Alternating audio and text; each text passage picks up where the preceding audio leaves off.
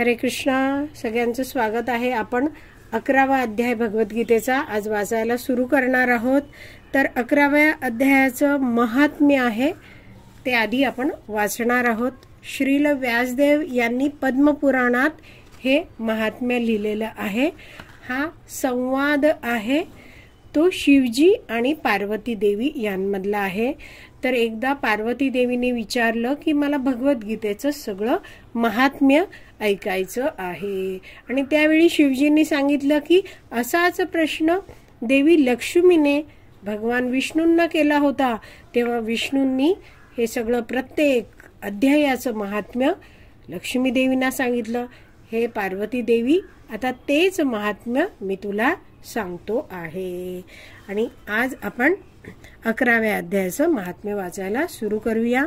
श्री महादेव म्हणाले, हे वदन सुंदरा, म्हणजे सुंदर वदनाच्या पार्वती देवी, आता मी तुला 11व्या अध्यायाचे महात्म्य कथन करेन. याचा महिमा सांगणे खरोखर कठीण आहे. हा भगवद्गीतेचा अध्याय आहे, त्याचा महिमा पूर्णपणे सांगणं खूप कठीण आहे. कारण या महिमेचं वर्णन करणाऱ्या अनेक अनेक कथा आहेत.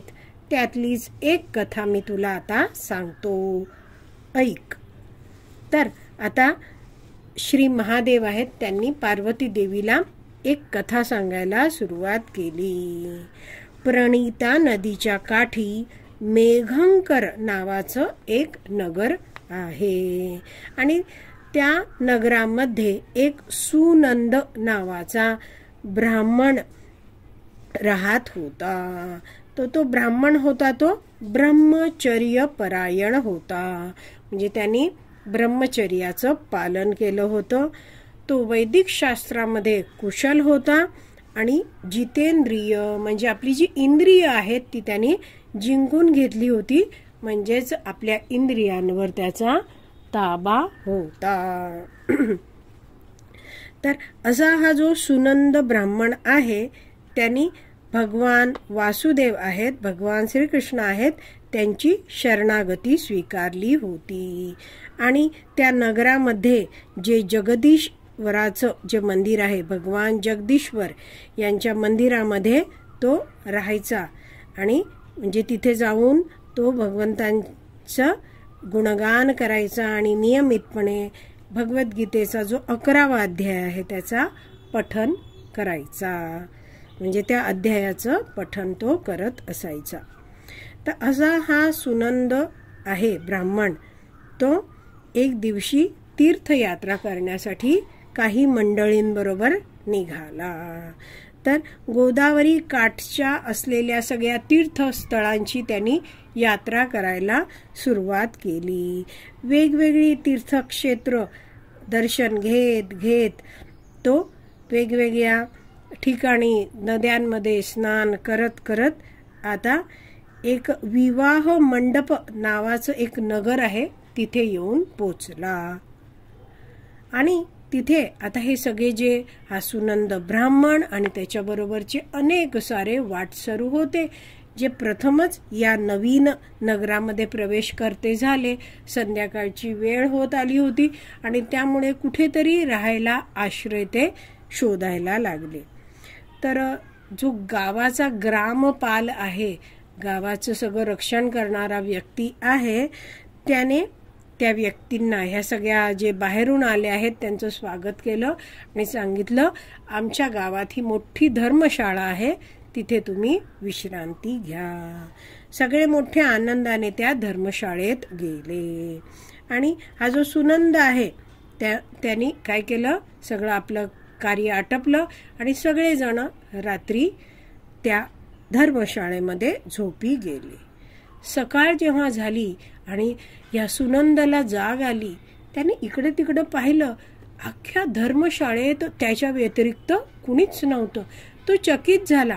धर्मशाळेच्या अंगणात येऊन त्याने इकडे तिकडे पाहिलं तरी त्याला तिथे कोणीच दिसत नव्हतं. त्याचे सहकारी सगळे गेले कुठे, त्याला प्रश्न पडला.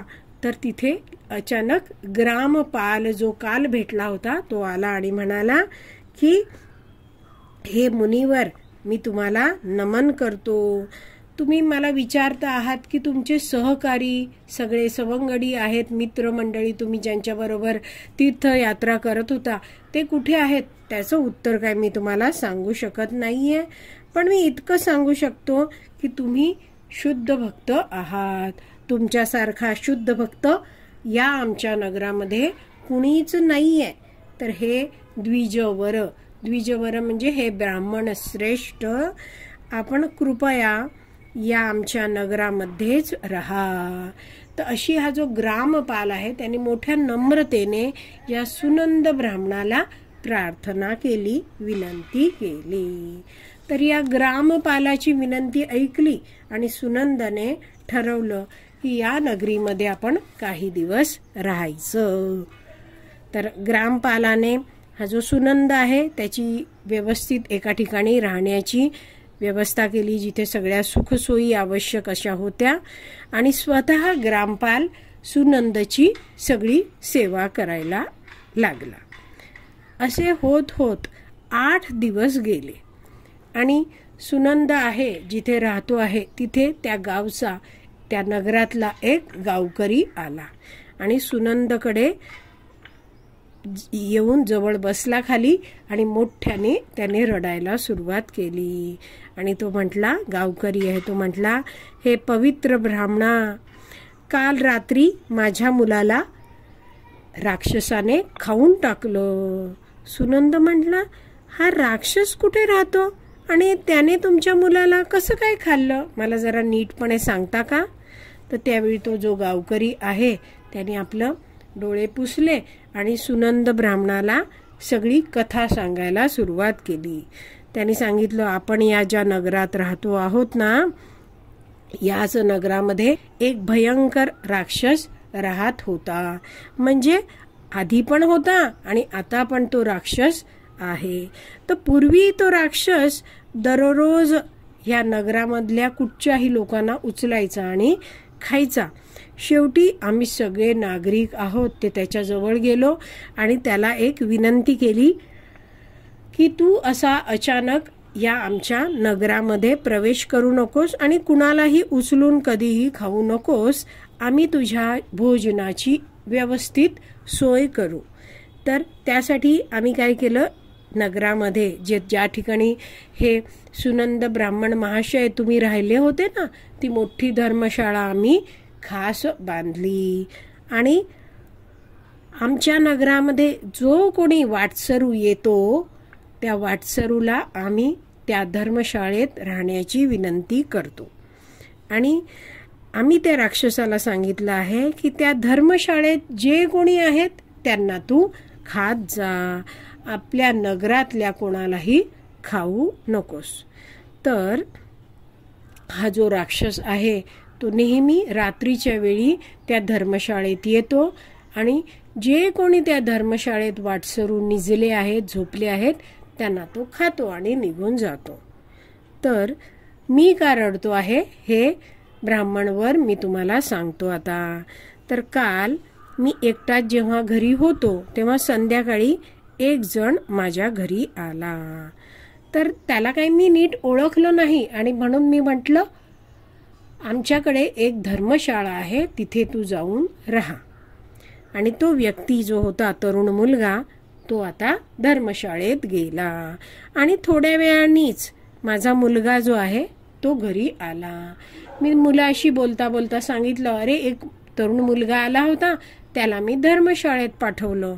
तर माझा मुलगा म्हटला, अहो तो तर माझा जवळचा मित्र, त्याला मी आपल्या घरी राहायला बोलवलं होतं, पण तुम्हाला सांगायला मी विसरूनच गेलो. तो धर्मशाळेत पोचला असेल का? मला पटकन त्याला आणायला हवं, नाहीतर राक्षसाच्या हातात तो लागायचा. आणि माझा मुलगा धावत पळत रात्री त्याच्या मित्राला वाचवायला, तिथून सोडवून आणायला धर्मशाळेत गेला. पण काय झालं, माझा मुलगा मला परत मिळालाच नाही. का? कारण राक्षसाने त्या धर्मशाळेत येऊन इतरांबरोबर माझ्या मुलाला सुद्धा खाऊन टाकलं होतं. मी सकाळी घाईघाईने धर्मशाळेत गेलो तर कुणीच नव्हतं तिथे, आणि म्हणून लगेचच मी त्या राक्षसाला जाऊन भेटलो. तर हे कथन आहे ते, हा जो गावकरी आला आहे सुनंद ब्राह्मणाजवळ रडत रडत, तो सगळं सुनंद ब्राह्मणाला म्हणतो आहे की माझा मुलगा पण आता त्या धर्मशाळेत दिसला नाही, आणि म्हणून मी लगेचच त्या राक्षसाकडे गेलो आणि लगेच त्या राक्षसाला विचारलं, माझ्या मुलाला तू खाल्लेस काय? तर तो राक्षस म्हणाला, मला काय माहित, तुझा मुलगा पण त्या सगळ्या वाटसरूंमध्ये होता. मी इतरांना खाल्ले तसेच त्या तुझ्या मुलाला सुद्धा खाऊन टाकलं. तर मग मी लगेच त्याला विचारलं की आता मला माझा मुलगा आहे तो परत हवा आहे. हे राक्षसा, तू मला सांग, मी माझ्या मुलाला परत कसा मिळवू ते? तर लगेचच मला उत्तर देताना राक्षस म्हणाला, ज्यावेळी मी या राक्षस योनीतून मुक्त होईन तेव्हाच तुला तुझा मुलगा आहे तो परत मिळेल. तर आता मला चिंता पडली की हा राक्षस कसा काय राक्षस योनीतून मुक्त होऊ शकेल, आणि म्हणून वाटसरूने राक्षसालाच विचारलं की तू राक्षस योनीतून कसं काय मुक्त होऊ शकशील, हे सांग ना. तर राक्षसाने या गावकऱ्याला उत्तर द्यायला सुरुवात केली आणि म्हणाला, जो व्यक्ती दररोज गीतेच्या 11व्या अध्यायाचे पठन करतो त्याने इथे येऊन 7 वेळा 11वा अध्याय वाचून माझ्या शरीरावर पाणी शिंपडले तर मी या योनीतून, या राक्षस योनीतून मुक्त होईन. आणि पुढे हा राक्षस म्हणाला की हे असं का झालं, हा कोण ब्राह्मण आहे वगैरे मी तुला सांगतो. तर हा ब्राह्मण तुला वेगळं शोधायची गरज नाही, फक्त तू एवढंच जाण की आपल्या नगरामध्ये आधीच हा ब्राह्मण आलेला आहे, त्याचं नाव आहे सुनंद. तर तू जा आणि त्या ब्राह्मणाला विनंती कर की त्यांनी इथे यावं आणि भगवद्गीतेचा जो 11वा अध्याय आहे त्याचं 7 वेळा पठन करावं आणि जल आहे, पाणी आहे, ते माझ्या अंगावर टाकावं. तर तो पण धर्मशाळेत राहिला होता ब्राह्मण, पण मी त्याला खाल्लं नाही. जा, तू लगेच जा, त्या ब्राह्मणाला घेऊन ये आणि मला मुक्त कर, मग तुला तुझा मुलगा मिळेल. तर राक्षसाने हे सगळं सांगितलं. तर राक्षस आणि गावकरी यांमध्ये झालेला संवाद आहे तो गावकऱ्याने आता सुनंद ब्राह्मण आहे त्याला सांगितला. आता पुढे काय झालं ते आपण जाणून घेऊया. तर हा जो सुनंद ब्राह्मण आहे तो खूप उत्सुक होता त्या राक्षसाबद्दल, आणि म्हणून सुनंद ब्राह्मणाने या गावकऱ्याला विचारलं की जी राक्षस योनी आहे ती त्या राक्षसाला कशी काय मिळाली, काय झालं होतं त्या राक्षसाच्या बाबतीत की त्याला ही राक्षस योनी या जीवनात मिळाली आहे, याबद्दल तू त्याला काही विचारलं आहे का, तुला काही ज्ञान आहे का, माहिती आहे का. हा जो रहिवाशी गावकरी जो आहे, जो सुनंद ब्राह्मणाकडे येऊन रडत होता, त्याने म्हटलं, हो मी त्या राक्षसाला विचारलं होतं की कसा काय तू राक्षस झाला. तेव्हा त्या राक्षसाने स्वतःची गोष्ट मला सांगितली होती. तर त्या राक्षसाने मला हे सांगितलं. असं करत हा जो गावकरी आहे तो कथन करायला लागला, सांगायला लागला. फार पूर्वी एक शेतकरी आपल्या शेताचं रक्षण करीत होता आणि त्याच वेळी एक गिधाड होतं. ते गिधाड एका वाटसरूला मारून खात होतं. तर एका बाजूला शेतकऱ्याचं शेत आहे, तिथे शेतकरी आहे, आपल्या शेतीची राखण करतोय, आणि बाजूला काही अंतरावर गिधाड आहे, तो काय करत होता, एक वाटसरूला मारून खात होता. असा प्रसंग जेव्हा एका दुरून येणाऱ्या तपस्व्याने पाहिला तेव्हा तो तपस्वी धावत धावत त्या वाटसरूकडे आला. तपस्व्याची इच्छा होती की वाटसरू आहे त्याचं प्राण वाचायला हवं, मात्र खूप उशीर झाला होता आणि वाटसरूला आधीच त्या गिधाडाने मारून टाकलं होतं. त्याच्या शरीराचा बराच मांसल भाग होता तो त्या गिधाडाने खाऊन टाकला होता. धावत येणारा हा जो तपस्वी आहे त्याच्या पावलांचा जोरदार आवाज ऐकून हे जे गिधाड आहे ते आकाशामध्ये उडून गेलं. हा तपस्वी आला तर वाटसरू मरून पडला होता. तपस्व्याने इकडे तिकडे पाहिलं तर बाजूच्या शेतामध्ये त्याला एक शेतकरी दिसला.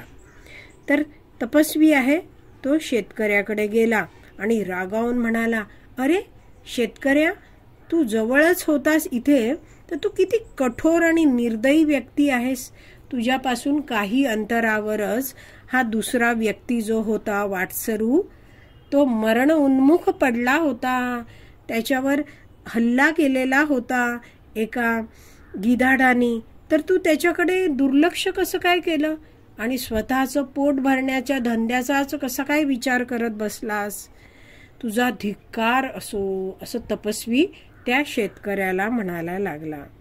आणि मग पुढे त्या तपस्व्याने सांगितलं की जो कोणी शक्तिशाली होऊन देखील, म्हणजेच ज्याच्याकडे शक्ती आहे तरी देखील तो चोर, श्वापदे, सर्प, शत्रू, विष, अग्नी, पाणी, गिधाड, राक्षस तथा भूत यापासून घायाळ झालेल्या व्यक्तीची मदत करीत नाही, त्याला त्या व्यक्तीच्या वधाचे फळ प्राप्त होते.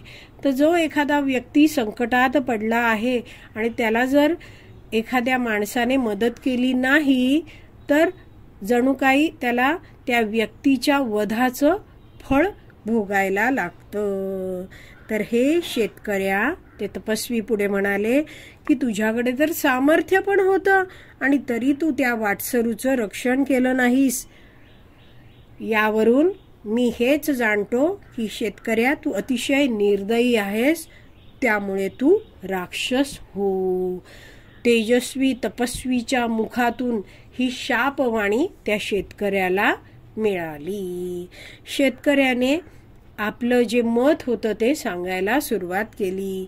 हे महात्म्या, रात्रभर या शेताचे रक्षण केल्याने मी नीटपणे रात्री झोपू शकलो नव्हतो आणि एवढी रात्रभर जागली आहे, त्यामुळे माझं शरीर आहे ते अगदी दुर्बल झालं होतं. आणि जरी माझ्या शेतापासून अगदी जवळच हा प्रसंग घडला होता तरी माझ्या शरीरात फारशी शक्ती नव्हती, त्यामुळे मी उभा राहून काही बघू शकलो नाही. मी इथे विश्रांती घेत पडून होतो आणि त्यामुळे असं काही त्या व्यक्तीबद्दल चाललं आहे हे मला समजू पण शकलो नाही. मी त्या व्यक्तीला पाहू पण शकलो नव्हतो. कृपा करून तुम्ही माझ्यावर अनुग्रह करा, माझ्यावर काहीतरी दया दाखवा, कृपा करा, उपकार करा. तर शेतकऱ्याचं हे बोलणं ऐकून ते तपस्वी आहेत ते म्हणाले, जो नियमित 11व्या अध्यायाचे पठन करतो, भगवद्गीतेच्या 11व्या अध्यायाचे पठन करतो, त्या व्यक्तीने अभिमंत्रित केलेले पाणी तुझ्यावर शिंपडल्याने तू राक्षस योनीतून मुक्त होशील, असं त्यांनी मला सांगितलं. आणि असं बोलून त्या शेतकऱ्यासमोरून तो तपस्वी आहे तो निघून गेला. तर हे सगळं कोणाचं कोण सांगतं आहे ते थोडीशी आठवण करून घेऊया आपण. सुनंद ब्राह्मण आहे तो एका नगरात आला होता आणि ग्रामपालाने त्याची राहण्याची सोय केली होती व्यवस्थितपणे. तर सुनंदकडे एक रहिवाशी येऊन रडायला लागला. त्यावेळी त्याने विचारलं काय झालं, तेव्हा त्या रहिवाशाने सांगितलं की एका राक्षसाने माझ्या मुलाला खाल्लंय.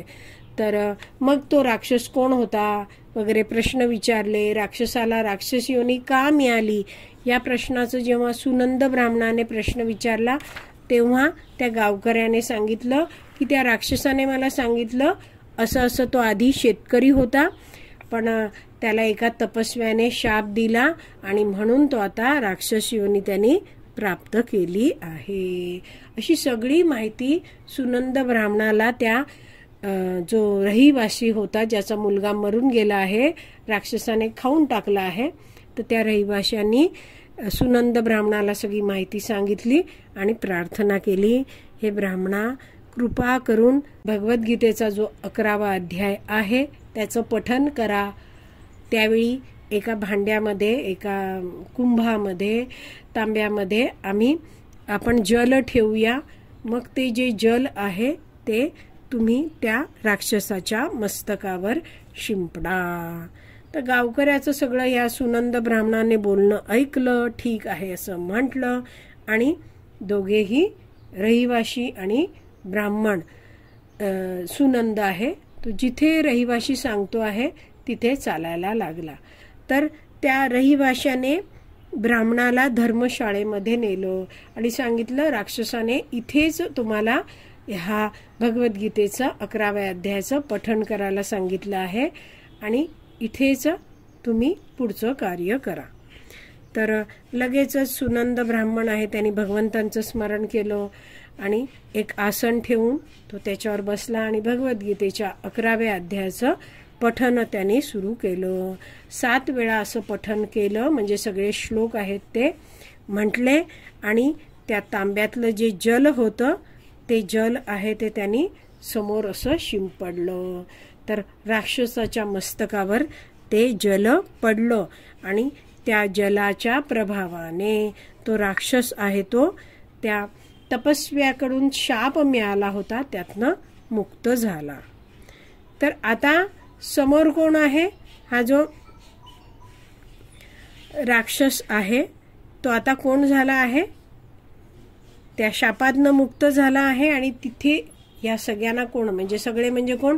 सुनंद ब्राह्मण आणि या गावचा रहिवाशी, या दोघांना राक्षसाच्या जागी आता चतुर्भुज रूपात व्यक्ती दिसायला लागला.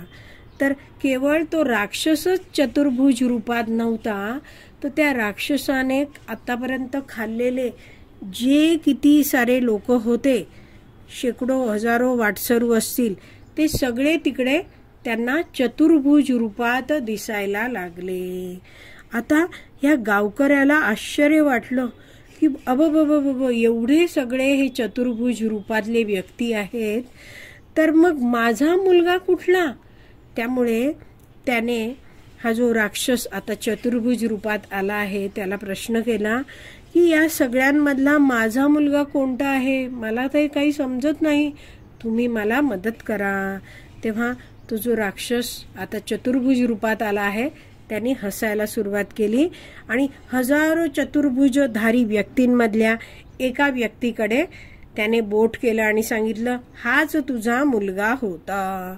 गावकरी लगेचच आपल्या त्या मुलाकडे गेला आणि म्हटला की चल बेटा, घरी चल, तुझी आई घरी वाट पाहते आहे.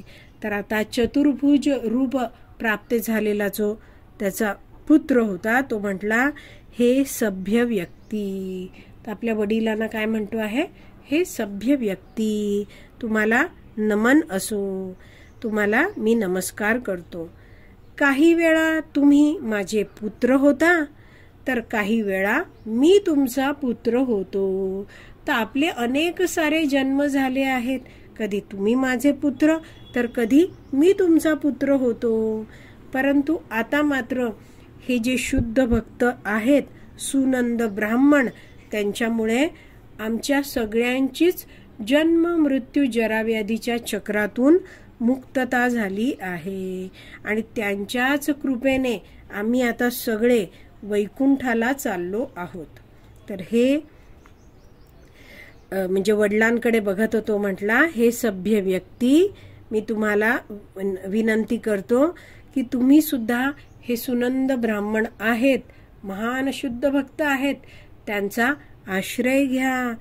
ते जसे भगवद्गीतेचं 11व्या अध्यायाचं पठन करता आहेत, तर तुम्ही पण तो अध्यायाचं पठन करा. ते जे अध्यायाचे श्लोक बोलतायत त्याचं तुम्ही श्रवण करा. तर त्यामुळे काय होईल, तुम्ही सुद्धा या भौतिक जगतात पुन्हा पुन्हा जन्म मृत्यू जराव्याधीच्या चक्रात अडकून बसणार नाहीत. तर तुमचं सुद्धा भगवान श्रीकृष्ण जे आहेत त्यांच्या नित्य धामात तुमचं सुद्धा गमन होईल, म्हणजे भगवत धाम तुम्हाला प्राप्त होईल.